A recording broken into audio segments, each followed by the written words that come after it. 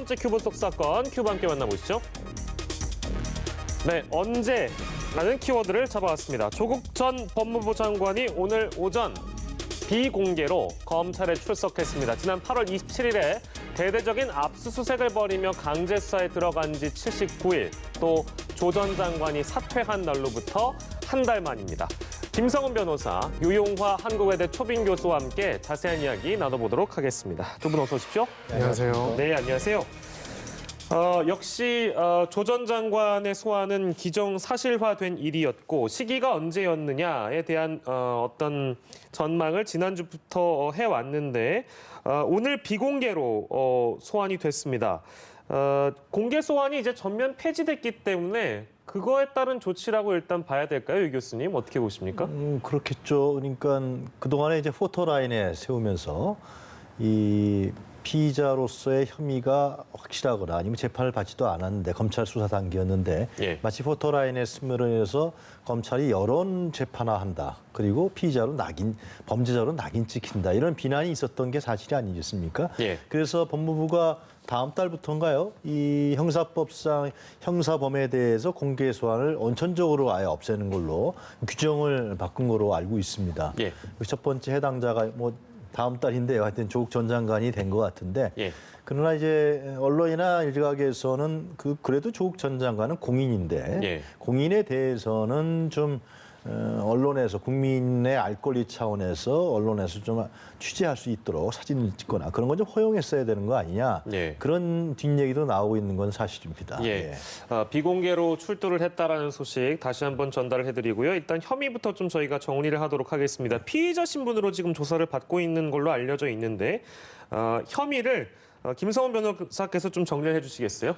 네, 여러 가지가 있지만은 크게 4가지 범주가 있습니다. 하나는 제일 중요한 부분 중에 하나는 정경심 교수가 이제 구속 기소된 사안 중에서 사모펀드라든지 차명주식 투자 관련된 부분이 있습니다. 이런 내용들과 관련해 가지고 이제 남편인 조 전 장관이 얼마나 알고 있었고 인지했고 그랬는지 하는 부분들을 찾아보고 있을 것이고요. 거기에 따라서는 자본시장법 위반뿐만 아니라 이제 공직자윤리법 위반 그리고 조금 심하게는 뇌물죄도 구성이 될 수도 있는 부분이 있습니다. 그래서 이 부분을 좀 더 집중적으로 볼 것이라고 보이고요. 간략하게 말씀드리면 이제 입시 부정 관련된 부분들이 있고요. 서울대 인턴 증명서 허위 발급 관련된 의혹이 있고요. 또 조금 이제 개인적으로 다른 이제 관계자들, 그러니까 조국 장관의 부인이나 동생과는 별개로 조 장관 관련돼서 지금 조사되고 있는 부분은 이제 부산대 의전원의 장학금 관련해 가지고 해당되는 부분들에 있어 가지고 혹시 직무 관련성이 있는지 관련된 내용들이 수사가 진행 중인 것으로 확인되었습니다. 네, 여러 가지 혐의들에 대해서 이제 들여다볼 텐데요. 정경심 교수의 공소장에는 공범으로 기재되지는 않았는데 조국 전 장관의 이름이 11번 정도 등장한다고 합니다. 때문에 이번 조사의 핵심은 과연 이런 의혹들에 조 전 장관이 얼마나 관여돼 있고 실제 검찰은 그동안 실질적으로 이것을 입증할 증거를 확보했는지 그 여부가 될 것 같습니다. 교수님 어떻게 보세요? 정경심 부인이 정경심 교수하고 연루 의혹에서 가장 핵심적인 것은 변호사님도 말씀하셨습니다만 사모펀드 관련이겠죠. 결국 거기서 이제 지금 검찰이 주장하고 밝힌 바에 따르면 정 교수가 이 차명 주식을 다른 사람의 계좌를 이용해서 차명 주식을 구입하고 또 보유했다라는 거 아니겠습니까? 그것이 12억인가요? 꽤 많은 주식을 이제 구입한 걸로 돼 있는데 이때 조 장관이 청와대 민정수석이었을 때 수천만 원을 계좌로 이체했다. 그 주식을 사는 날. 그래서 이것은 결국은 이 공직자윤리법 위반이 되는 거죠. 백지신탁 문제가 생기는 거니요. 주식을 보유하지 못하게 돼 있으니까요. 그래서 근데 차명으로 이것을 구입했게 됐고 보유한 문제 그 부분과 그 다음에 더 중요한 거는 이거 이득을 봤다라는 겁니다. 지금 뇌물 부분이 이제 들어가기 때문에 이득을 통한 뇌물 수수. 조국 전 장관이 이 사실을 알았느냐, 알고서 같이 했느냐라는 문제가 이제 아마 검찰에서 지금 주장하고 있는 가장 중요한 핵심적인 하나고요. 또 하나는 결국 정 교수가 다시 돌아가서 정 교수가 했던 행위들이 정 교수가 실제로 그러한 불법한 행위를 한 것이냐, 아니면 정 교수 주장대로 조국의 오촌 조카 사람한테 속았느냐, 당했느냐 이런 부분들이 지금 이제 상당히 논박되고 있는 상황인데요. 결국 조국 전 장관도 얘기했습니다만 재판에서 어떻게 이런 부분들이 판결날지가 이제 상당히 중요할 것 같습니다. 예, 그러니까 이제 근데 반대에서는 이제 이런 지적도 납니다. 이걸 좀 거꾸로 보면 이제 그 차명 투자 관련된 것을 주로 이제 검찰이 만약에 캐묻는다고 하면 당시에 뭐 이제 조 전 장관은 나는 뭐 일단 돈을 붙여주긴 했는데 몰랐다. 그리고 실제로 당시에는 청와대 근무 중인 상황인 것으로 알고 있습니다. 시기로 따지고 보면. 그러면 상식적으로 조 전 장관이 당시에 민정수석이었을 때 당신 뭐야 이거 내가 지금 준 돈 차명 투자하니? 뭐 이런 식의 전개가 있었다는 가정하에 지금 이런 조사가 이루어지고 그 연결고리를 검찰이 찾았을 것으로 우리는 어느 정도 가정하고 얘기를 하는 거잖아요. 근데 이 지점이 상식적으로 우리가 이해할 수 있는 부분인가 그 영역이거든요. 이건 어떻게 좀 바라보세요? 네, 일단은 그 층위를 좀 나눠서 봐야 한다고 저는 생각합니다. 간단히 말씀드리면 일단 5천만 원이라는 돈이 작은 돈은 아니죠. 적은 돈은 아닙니다. 그렇기 때문에 큰 돈을 한꺼번에 이체를 했는데 지금 일단 그 돈이 결과적으로는 WFM 주식에 매입한 데 쓰였다라는 것들은 어느 정도 밝혀진 것으로 나타나 있습니다. 그렇다면은 이 부분에 대해 가지고 조국 전 장관으로서는 이 돈을 WFM이든 어디는 주식에 투자하는 것으로 알고 있었는지 모르고 있었는지 만약에 주식에 투자하는지 알고 있었다면 이건 공직자윤리법 위반이 되는 거고요. 근데 그것뿐만 아니라 이것을 WFM이라는 주식을 어떻게 보면은 그 정보를 파악해가지고 미리 저가에 매수하는 걸로 알고 있었는지 이렇게 되면 이제 뇌물죄까지도 성립이 될 수 있는 것입니다.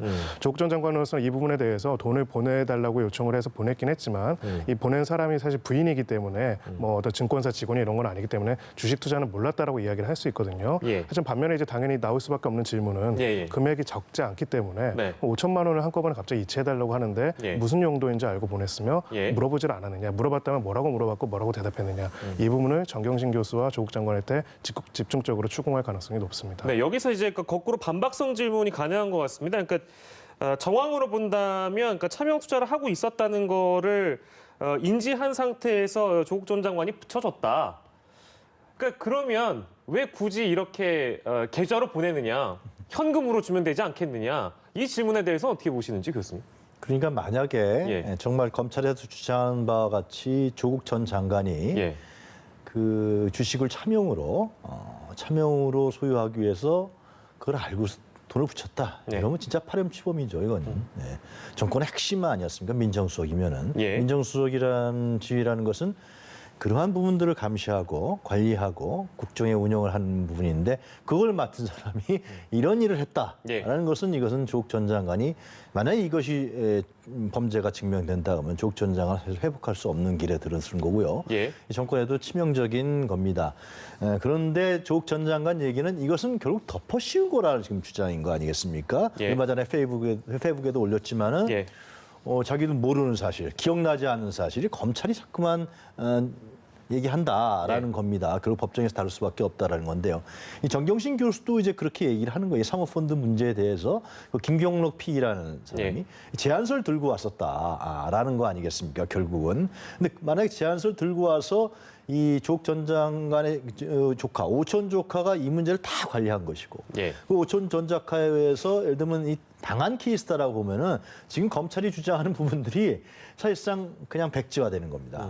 그렇기 때문에 이 문제는 조 전 장관이 5천만 원을 보냈다, 안 보냈다도 뭐 논의의 테이블에 들어가지만은 정 교수가 과연 그런 부분에 진짜 관여했느냐, 정보를 미리 바꾸서 그것을 WFM 주식을 샀느냐, 안 샀느냐, 아니면 이제 정 교수의 주장대로 이것은 자기는 전혀 몰랐던 사실이고 오촌 조카한테 당했던 것이다. 이런 부분들이 이제 혼재돼 있고 배치돼 있기 때문에 서로 대립돼 있기 때문에 결국은 이제 특히 이제 정 교수가 이제 검찰에 소환해서 수사를 받을 때 완강하게 부인한 거 아니겠습니까? 검찰 입장에 봤을 때는 대부분 다 검찰에 들어오면 웬만한 건 다 시인하는데 아마 100% 부인을 한 것 같아요.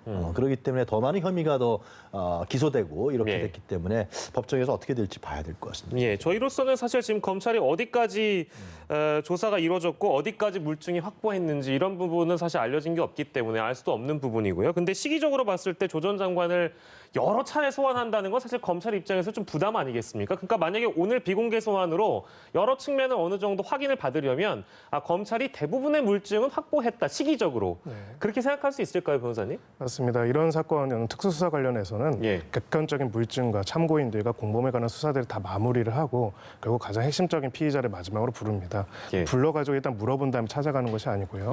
그래서 이미 모든 관련 가족 그 피의자로 적시됐던 사람들은 지금 다 기소돼서 구속되어 있지 않습니까? 그렇습니다. 그렇기 때문에 모든 물증이나 자료들은 확보된 상태이고요. 예. 다만 이제 한 가지 이제 정경심 교수를 기소하는 과정에서 공범으로서 구체적으로 적시하지 않은 부분들이 있습니다. 네네. 가령 이제 차명 주식 매입 관련해서는 5천만 원을 보냈다는 것이 구체적으로 어떤 정황인지에 대해서 예. 정경심 교수 측에서도 이야기를 했을 거고요. 예. 검찰 측에서도 관련된 객관적인 증거들을 확보했을 텐데 예. 이 부분에 대해서는 오늘 조사 정도면은 적어도 이 5천만 원을 어떤 용도로 보내는지에 대해서 예. 조 장관으로서는 이제 수사에서 밝힐 수밖에 없지 않겠습니까? 예. 그런 내용들이 어느 정도 정리가 돼서 밝혀지지 않을까 그렇게 생각을 합니다. 예.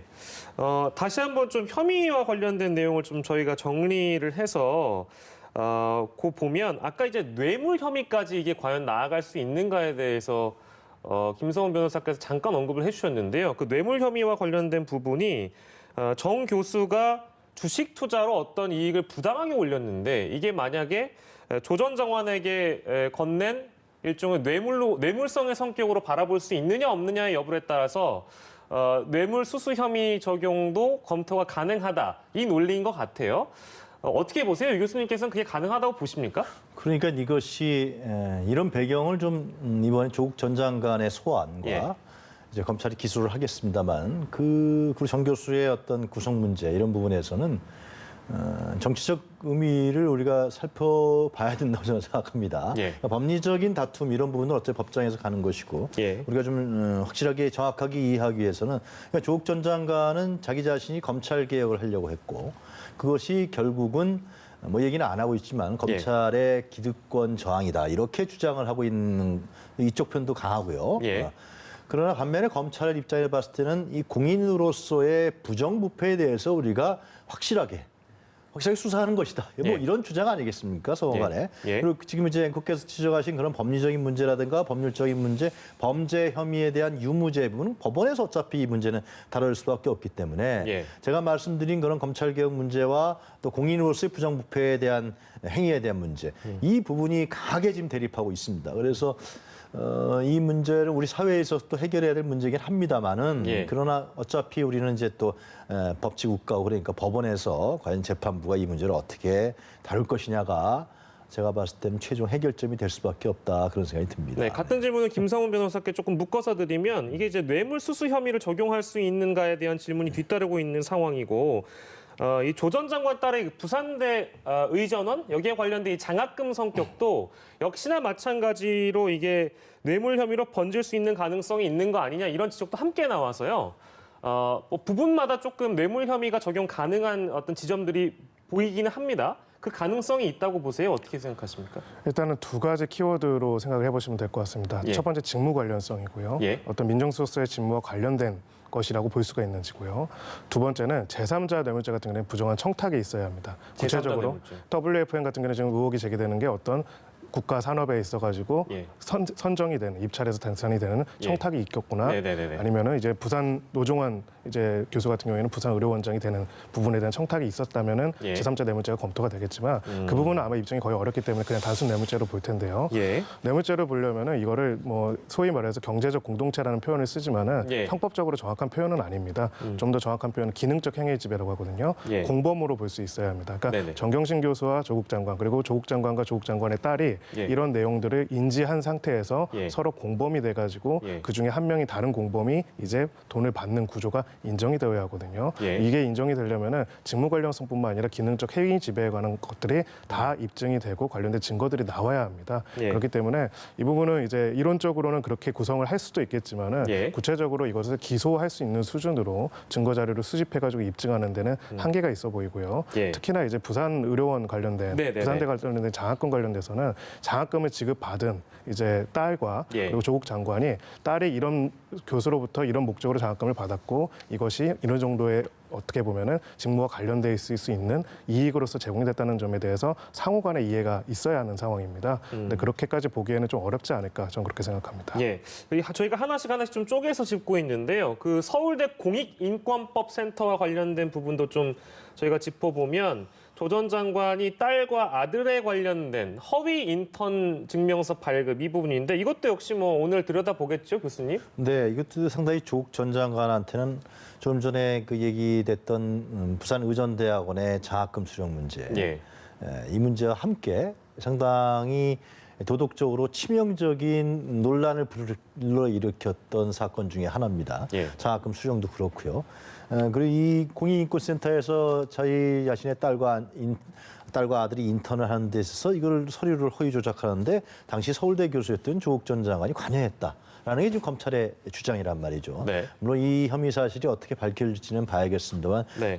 조국 전 장관은 제가 기억하기로는 당시 장관 시절이었는데 이런 기사가 이제 언론에 보도되니까 그때 이제 청사를 출입하면 나오면서 아침에 언론 인터뷰에서 굉장히 강력하게 부인을 했단 말이죠. 도저히 예. 이런 일은 자기가 상상할 수 없었다는 이런 식으로 얘기를 했단 말이죠. 예. 그리고 이제 딸이 그 동영상으로 SNS에다가 인턴하는 장면을 또 올렸던 걸로 제가 기억합니다. 예. 하여튼 글쎄 이런 일까지 만약 조 전 장관이 했다 그러면은 이 검찰 개혁에 있어서 자격이 없는 사람이죠.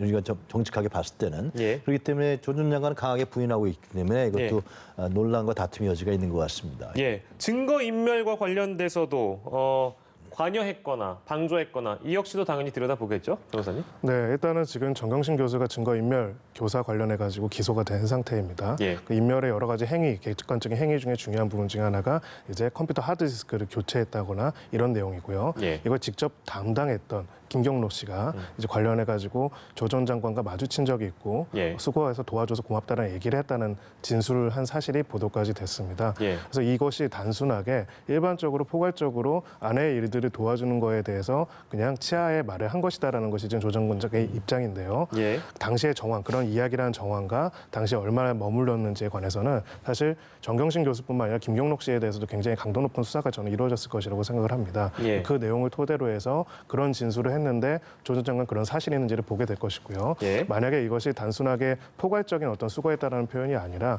증거인멸 행위, 그런 하드디스크를 교체하고 있다라는 행위를 구체적으로 인식을 하면서 하드디스크 교체한 것이 도와줘서 고맙다는 것으로 해석할 수 있다면은 예. 이 또한 증거인멸 교사의 공범으로서 기소될 수 있는 사안이라고 생각을 합니다. 예. 당연히 어느 정도 예상이 가능한 일이겠습니다만 이 모든 혐의에 대해서 당연히 오늘 조사에서 조국 전 장관이 할 수 있는 대답은 사실이 아니다. 이것은 사실이 아니고 나는 그런 적이 없다. 혹은 몰랐다 정도의 답변일까요? 어떻게 예상하세요, 이 교수님? 그렇죠. 그러니까 제가 생각에는 검찰이 이제 지금 조국 전 장관의 부인인 정 교수, 그다음에 동생, 오촌 조카 다 구속시키지 않았습니까? 예. 구속으로 신청해서 법원에서 영장이 발부되지 않았습니까? 예. 마찬가지로 저는 조국 전 장관에 대해서도 구속영장을 청구할 거로 보입니다. 그것은 검찰 입장에 봤을 때는 아까 제가 배경을 말씀드린 것 같이 예. 조 전 장관을 구속시켜야 검찰이 했던 이번에 수사가 과도하거나 개혁에 저항하는 수사가 아니다라는 것이 입증되기 때문에 예. 그러기 위해서는 제가 보기에는 제 생각에는 지금 이제 정 교수와 관련된 혐의들이 지금 몇 개 나와 있지 않습니까? 이거 예. 외에도 다른 부분을 또 저는 이번에 그 소환혜 씨의 조사하고 수사할 것 같아요. 예. 그래서 다른 부분들을 더 혐의를 추가해서 왜냐하면 이제 이 구속영장 발부하는데 증거인멸 도피, 그다음 또 하나는 중대범죄란 말이죠. 예. 혐의가 상당히 많이 들어가면 중대범죄 가능성이 더 커지기 때문에 예. 그런 식으로 해서 조국 전 장관에게 이 정경심 교수와의 관련 알았느냐 몰랐느냐 떠나서 다른 부분도 아마 추가해서 제가 봤을 때는 더 조사하고 수사하지 않겠느냐. 예. 검찰이 그런 준비도 하고 있지 않겠냐. 예. 그런 하여튼 추측이 됩니다. 예. 네.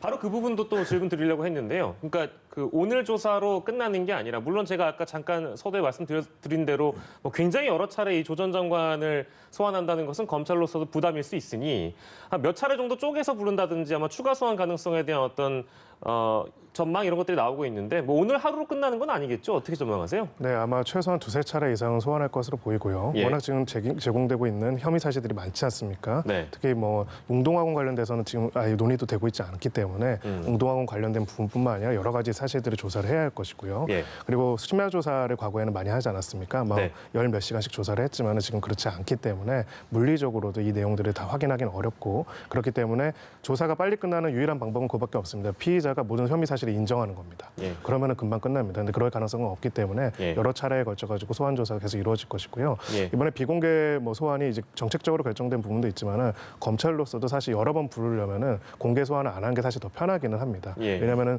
자꾸 어떻게 보면 왜 빨리 안 끝내고 왜 세 번, 네 번 계속 포토라인에 세우느냐라는 비판에 직면할 수 있기 때문이죠. 예. 그래서 여러 가지 측면을 고려해봤을 때는 최소한 두세 차례 이상은 오히려 그보다 더 많은 소환 조사가 이루어질 가능성도 있다고 생각을 합니다. 네, 이 주제 마무리하면서 두 분께 짧게 질문드리고 싶은 거는 이겁니다. 그러니까 구속영장 청구 너무 또 이제 이거를 길게 그동안 봐왔던 전문가들 입장에서는 정점은 결국에 조 전 장관이고 또한 어떤 구속영장 청구까지 뭐 당연히 나아갈 것이라는 전망이 워낙에 많았는데요. 실제 그럴까요, 유 교수님 어떻게 예상하세요? 우리 사회에서 구속이라는 게요, 이 인신을 구속하는 것인데 마치 구속영장 청구에서 구속되는 것이 재판 법정에 가기 전 단계에서 어떤 검찰의 범죄 사실이 주장이 입증되는 거로 이제 돼 있기 때문에 네. 아마 검찰에서는 조 전 장관에 대한 저는 구속영장 청구를 할 것이고 법원의 예. 판단은 모르겠죠. 그럴 거라고 보여집니다. 그리고 예. 아까 제가 좀 말씀드린 대로 우리 검찰은 조 전 장관의 검찰개혁에 저항해서 이 수사를 한 것이 아니다. 예. 이 사람은 개혁 전도사가 아니라 이렇게 범죄 혐의가 아주 심각한 사람이다. 예. 라는 걸 스스로 입증하고 주장해야 되기 때문에 많은 혐의를 정 교수와 관련된 연루된 혐의 말고도 다른 혐의도 더 추가해서 아마 영장 청구를 저는 할 것으로 보입니다. 그럼 법원이 어떻게 할지 봐야겠죠. 네, 김성호 변호사께서는 어떻게 생각하세요? 검찰이 영장 칠까요? 이제 정치적인 근거나 이유를 떠나가지고요. 예. 구속에 관한 것은 결국 두 가지입니다. 구속의 상당성과 필요성이죠. 예. 상당성은 범죄를 저질렀다는 충분한 증거가 있는지고요. 예. 상당한 이유가 있는지고 필요성은 도주 및 증거인멸의 우려입니다. 예. 근데 상당성 부분에 있어가지고 검찰은 자신하면서 구속영장을 청구하려고 하겠죠. 예. 검찰로서 스스로 필요성에 있어서 약간 의문을 가질 수는 있습니다. 예. 왜냐하면은 지금 어떻게 보면은 이것이 양날의 검일 수도 있는 게요. 공범들이 모두 다 구속 기소가 된 상태라는 것이 예. 공범들 다 구속 기소가 됐기 때문에 다른 공범 중에 한 명이 조 전 장관도 구속 기소를 해야 한다는 것이 될 수도 있지만은 예. 한편으로는 모두가 구속 기소가 됐고 관련된 모든 증거들이 확보된 상태에서 예. 과연 증거인멸의 우려를 이유로 구속의 필요성을 인정받을 수 있는가에 대해서 좀 조심스러울 것이고요. 그럼에도 불구하고 구속영장을 청구한다면 법원으로서도 예. 구속의 상당성 부분도 있지만 필요성 부분에 관련돼서는 조금 고민을 할 가능성이 있습니다. 예, 알겠습니다. 그 부분까지 저희가 좀 전망을 해봤고요. 첫 번째 큐브 속 사건으로 만나본 조 전 장관 검찰 출석과 관련된 내용이었습니다.